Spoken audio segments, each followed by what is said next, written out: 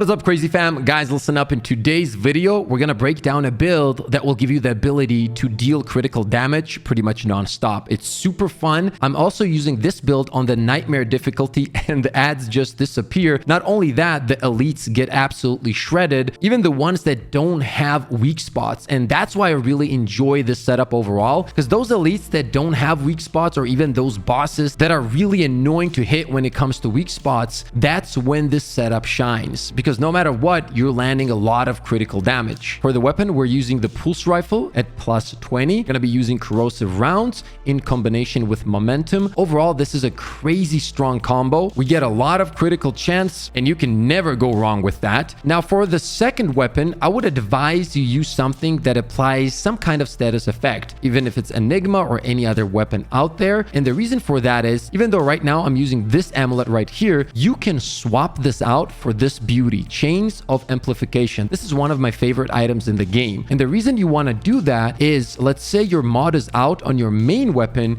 you can deal damage with Enigma, then swap to this one, and it will buff your initial damage. However, if you don't want to do that, this amulet is always a great pick. It's just a flat out 15% increase to all damage. And if you do consume the relic, it jumps up to 30%. So you can never go wrong with this one. Now, for the rings, it's all going to be about mods and generating mod energy and dealing more damage with mods, because that's what we need for this setup. So we're going to be using the Shard Bended Ring, increases mod damage by 12%. We're going to be combining it with Stone of Malevolence, which, if you haven't yet, I made a quick video about this one where I explain why this is one of the best rings in the game. Because let's be honest, everybody likes using mods because that's how you really get that high DPS and melt everything in front of you. And this provides pretty much unlimited amounts of mod energy. So you're missing out if you're not running this. I have a quick video about this one where you can find it and everything like that. I'll drop the link to that in the description. And the next one is the Alumni Ring, increases all elemental damage dealt by 10%. Let's quickly take a look at the skills. Bulletstorm from the Gunslinger. We get 20% fire rate increase, reload speed increased by 50% of all ranged weapons. All of this lasts 20 seconds. And on top of that, you get a fully automatic pulse rifle. All the passives that you see here gives us fire rate, reload speed,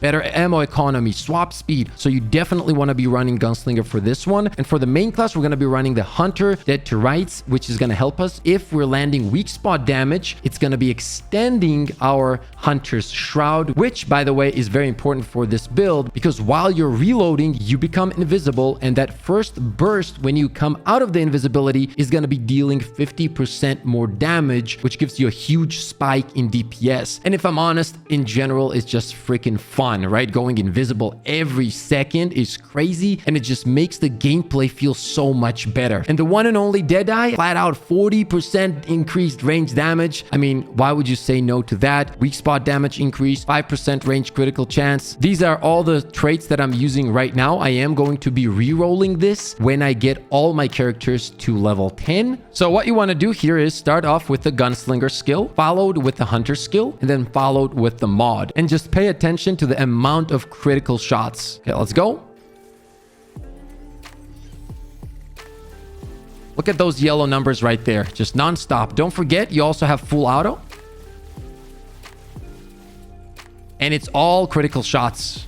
All critical shots right there, baby. Now, obviously, this is going to be even better if you're hitting the weak spots. However, the fact that you can do non-stop critical damage on its own is pretty crazy. By the way, I use this build in nightmare difficulty. I've never had any issues with destroying everything in front of me and just having a lot of fun. Once again, I bring you guys these quick videos for you to start making these builds. However, I will be perfecting them in the future, making them better, making them deal more damage. I have all these ideas in my head, but I need to get some of the items that I don't have yet. And as you guys know, that can be very time consuming. You need to get the correct instance, everything like that. As soon as I get everything, I'm going to be working on the videos non-stop. If you guys did enjoy this one, and only if you did, slap the like button, subscribe to the channel. And as always, ladies and gents, never forget to share that positive energy all around. Take care, and I'll see you on the next one.